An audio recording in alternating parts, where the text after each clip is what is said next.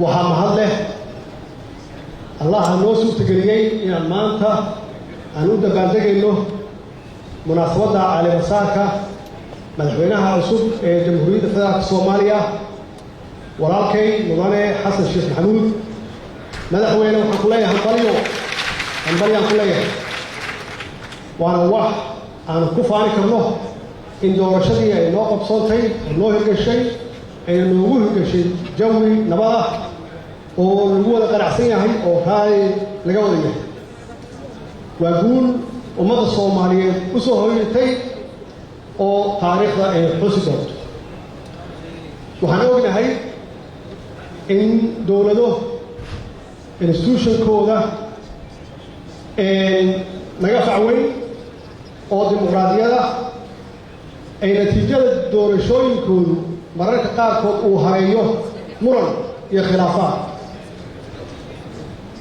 guushaan aan maanta ku faanayno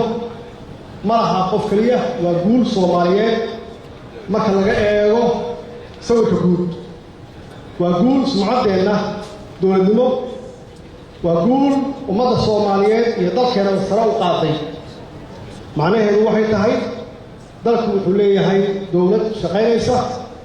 iyo hoggaan la doortay oo sharci buuxa leh qof walba oo talada dalka qabtana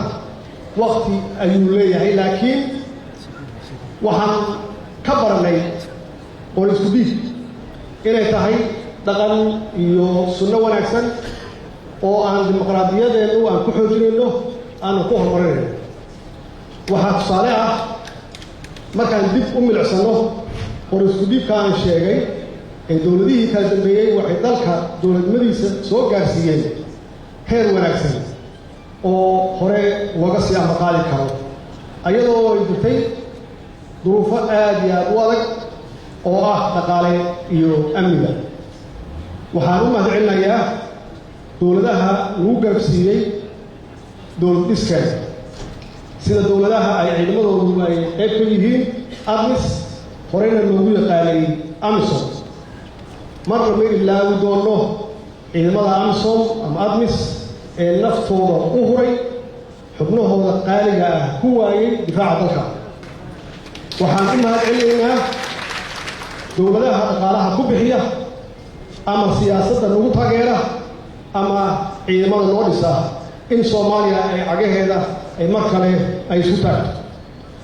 waxaa kaloo mahad iska leh shacabka soomaaliyeed oo meel kasta ay joogaan oo taageero buuxda siiya dowlad kasta oo timaada muwaadin kasta waxaa waajib ku ah inuu garab istaago dowladnimada ilaaliyo sumcadda dowladdeenna iyo madaxdeenna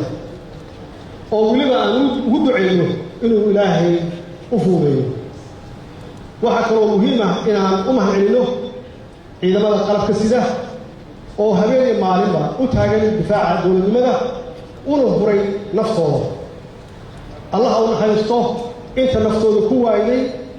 ku weyday difaaca dalkooda madaxweyne waan ku garab taagannahay waana kula shaqaynaynaa wixii tala aad na weydiisana diyaar ayaan kula nahay maxaa yeelay waxaan aaminsanahay wax kastoo aad qabato inay tahay dhaxal ummadda soomaaliyeed u hari doona adigana legacy kuu noqon doonto ugu dambayn ummadda soomaaliyeed waxaan mar kale aan ka codsanaya in madaxweynaha iyo dowladda cusub la garab istaago oo la siiyo fursad ay ummadda ugu adeegto soomaaliya ha noolaato waa mahadsantihiin wasalaamu calaykum waraxmatullaahi wabarakaatuh